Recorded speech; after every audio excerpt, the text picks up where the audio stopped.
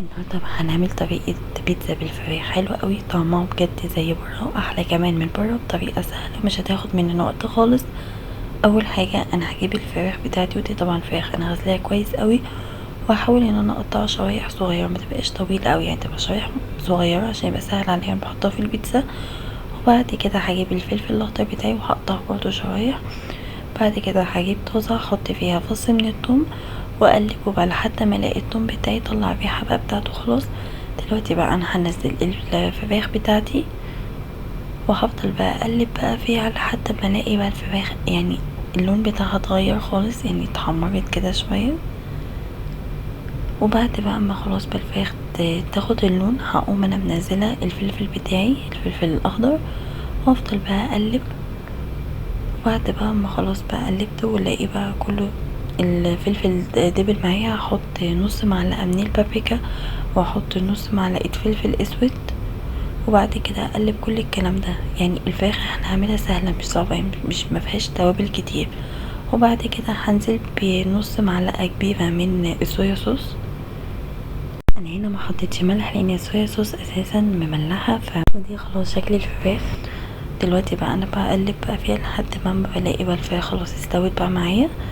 دلوقتي بقى انا هجيب الصينيه بتاعتي اللي انا هحط فيها العجينه. طريقه العجينه ديت انا عملتها مرتين قبل كده في فيديو بيتزا مارجريتا، وعملتها كمان طريقه برضو البيتزا اللي هي باللحوم.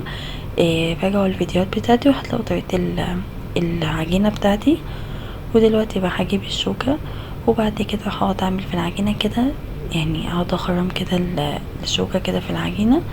وبرضو طريقة الصلصة اللي انا عملتها برضو قبل كده في الفيديوهات بتاعتي، راجعوا الفيديوهات بتاعتي وهتلاقوها موجودة عندكم. وبعد كده بقى حطيت الصلصة بقى في العجينة بقى خلاص، اوزع طبعا الصلصة لحد ما الاقيها بقى خلاص يعني اتوزعت معايا كده. اقوم بقى منزلة الجبنة بتاعتي.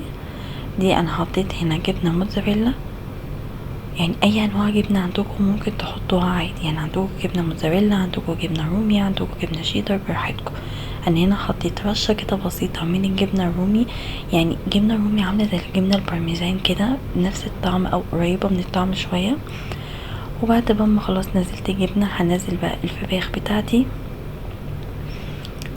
وبعد كده هوزعها بقى في البيتزا يعني بالشكل ده، عشان اتاكد ان كله اخد من يعني الفراخ اتوزعت في البيتزا كويس. دلوقتي بقى انا هنزل الزيتون بتاعي. البيتزا عايزه ان انتوا الحاجات اللي انتوا بتحبوها تحطوها فيها، يعني مش شرط حاجات معينه، براحتكم. ودلوقتي بقى انا حطيت الجبنه بتاعتي، وبعد ما خلاص حطيت الجبنه ادخلها الفرن على اعلى درجه حراره، وما بتاخدش وقت. اول ما تستوي خلاص ده شكلها بعد ما استوت. عايزين بقى الجبنه تبقى مش متحمره كده، عايزين يعني تبقى فيه زي بيضه كده شويه، براحتكم. وبعد كده حطيت عليها صوص البيك تيستي، عايزين عليها صوص الباربيكيو برضو، يعني ده اختياري براحتكم. وما تنسوش لو عجبكم الفيديو تعملوا لي لايك وسبسكرايب، وشكرا على متابعتكم. وصدقوني جربوها هتعجبكم. وطبعا يعني تحميره بتاعت الوش ديت على حسب انتوا بتحبوها ازاي، يعني عايزين الوش يبقى متحمر او ابيض براحتكم.